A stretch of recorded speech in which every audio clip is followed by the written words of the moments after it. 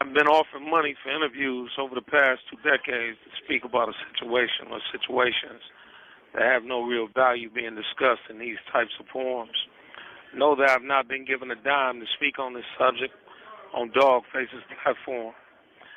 While I can appreciate the curiosity of young adults or those persons who knew these two young men, Antonio Cadell Jr., a.k.a. Wipeout, and Darnell Lindsay, a.k.a. Blade Icewood, I cannot appreciate men who are grandfathers clout chasing and attempting to bring back a portion of their youth by assassinating someone else's character, specifically mine.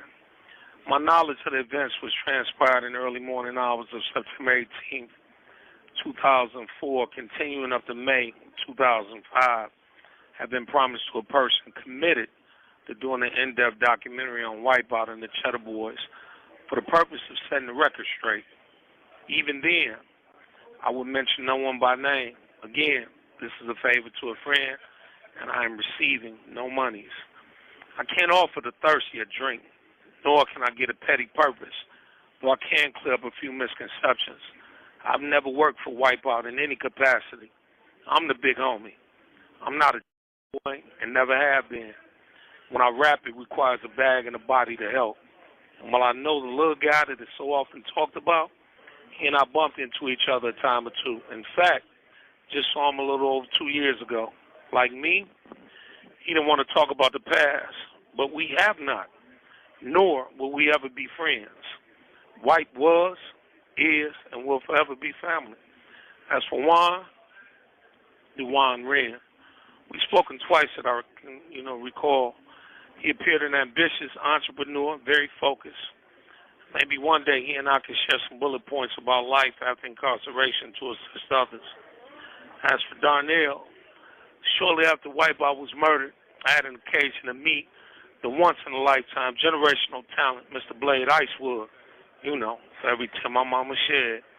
In fact, I think I may have been one of the last persons to see him before he was paralyzed.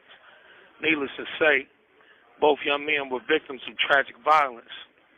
But because someone's granddaddy got in their feelings, they're using these senseless tragedies to bring up the past.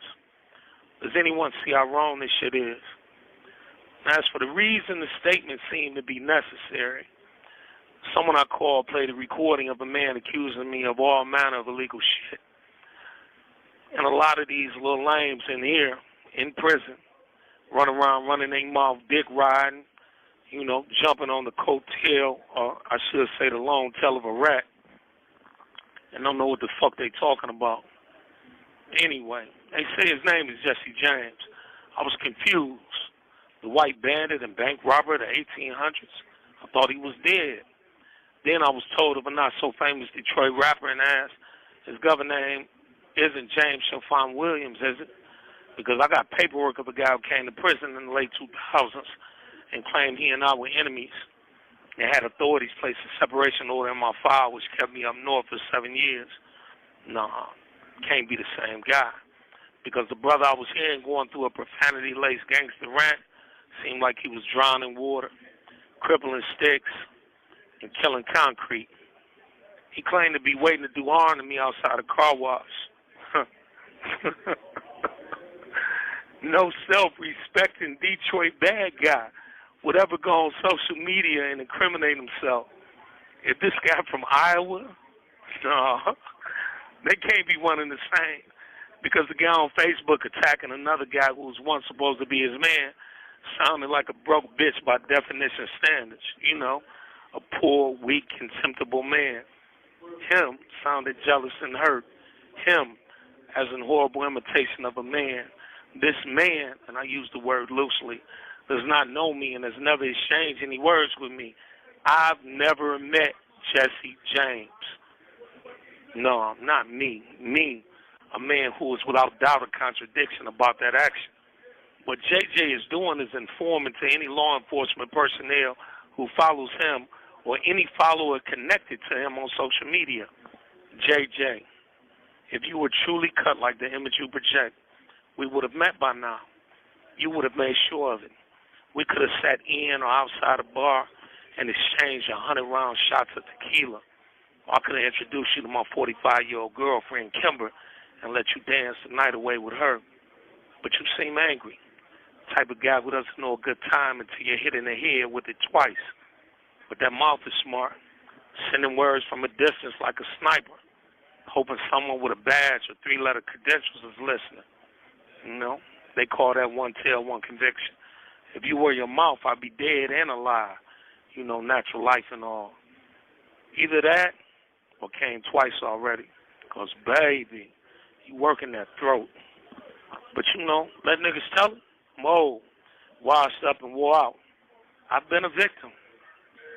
Don't believe the rumors that for each of the 31 times I've been shot, I have twice that number of bodies to my credit. That's not exactly true. It's like, you know, JJ being a solid nigga, it's all cap. But my rappy on my murder conviction is still listed as unknown black male. I ain't never told on nobody.